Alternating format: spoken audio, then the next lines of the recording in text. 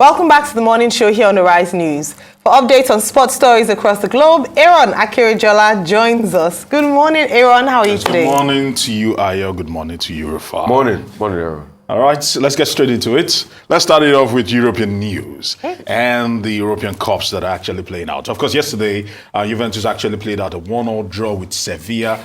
Kudos to Paul Pogba coming up from the bench to engineer a late equalizer yesterday at the Juventus Stadium. For AS Roma, Mourinho is at the cups of doing something great. One more tie, and he will be in his sixth final. He's gunning for a sixth European trophy. In the European Conference League, West Ham United beat AZ Alkmaar yesterday 2-1. While Fiorentina, the Atemo Franchi, yesterday lost to Basel, the Swiss team 2-1. And more importantly, earlier on in the week, wrapping up what has been a very bumper week in terms of European football, a 1-1 draw was how it played out at the Santiago Bernabeu between Real Madrid and Manchester City. While in the Milan derby, I must say that the San Siro, it was AC Milan losing 2-0. When you look at the men in terms of assists, right now Vinicius Junior seems to still be the go-to guy when it comes to provision of goals for his team. So at the moment, we'll keep an eye on that. But let's talk about Jose Felix Mourinho. We know him. He's a serial winner, and he knows how to do it. As a matter of fact, they call him the King of Rome. At the moment,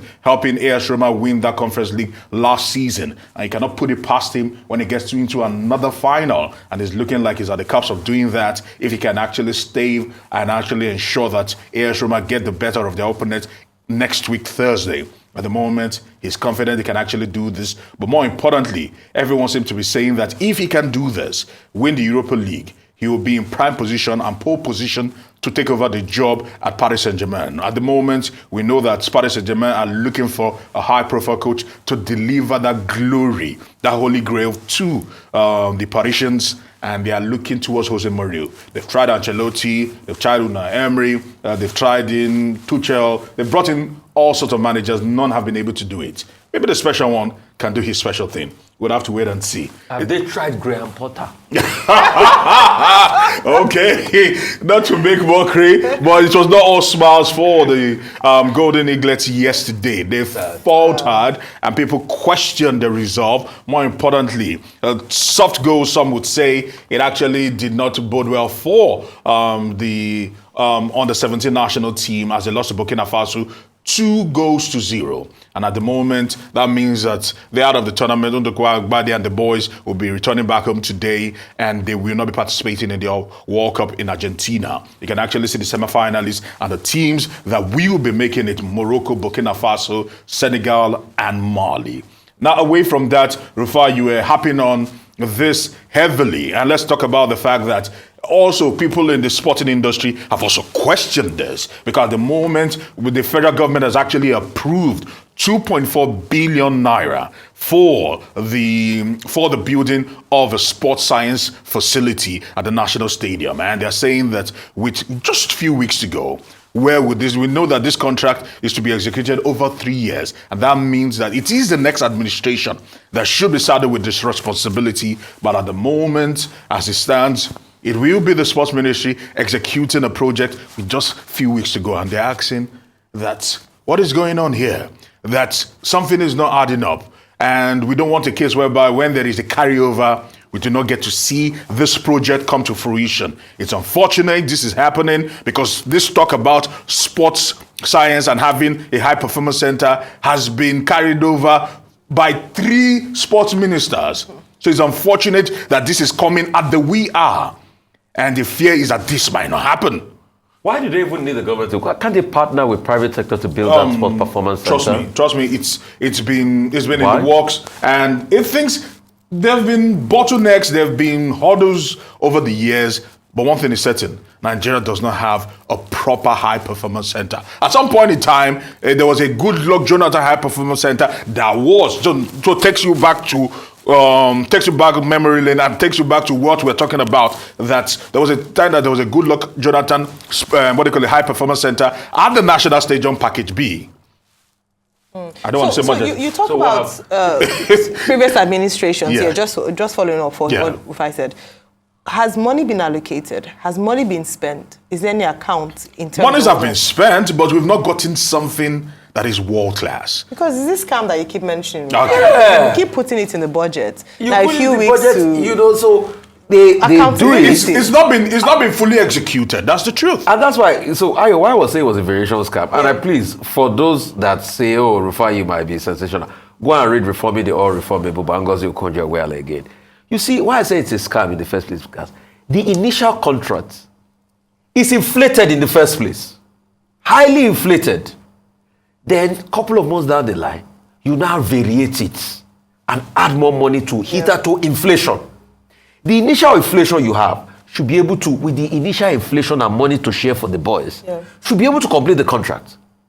Then you now go down the line, you now reinflate it. Because what's the justification for this contract? If So you that's wait to those are the problems the end we of the see in this tenure, then country. the new administration would issue And another it's one. even rather sad that probably, I'm sure the minister will be regretting this heavily, where he said to Mitchell Obi, of course you know him, reverse sport journalist, that he's done with sports.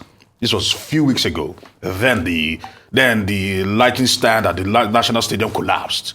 Then this is also happening. If you're done with sports, you should completely have handed over and try to move on. They should just cool down on the contracts now. Wait for the next administration. No, but the federal government on a contract awarding spree at the moment. No, I So think it's not just even in I sports. think the incoming administration should audit all these late-minute contracts that were awarded. Yes.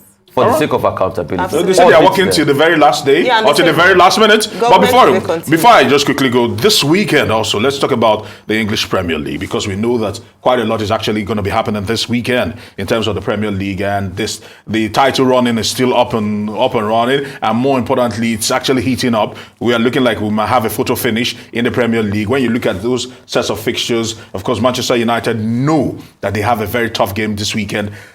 Arsenal do know that they have a very tough game. They can actually take it back for us against Brighton and Hove Albion. And not forgetting, Manchester City will be playing what looks like an informed or rejuvenated Everton. So this weekend, the title might just shape up. Let's see what happens. Okay, sorry, I beg your pardon. Manchester City against Chelsea is this weekend. Oh, no, okay. Manchester will win. Okay, no. No, we need this win. Please let Sorry, Chelsea I think I'm actually. So Everton is this weekend. Next week, actually, next set of fixtures will bring Manchester City and Everton. I mean, and Chelsea.